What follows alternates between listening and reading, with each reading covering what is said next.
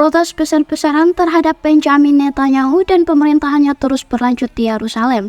Terbaru viral di media sosial Telegram pada Senin 1 April 2024, video yang menunjukkan situasi memanas saat aksi unjuk rasa berlangsung.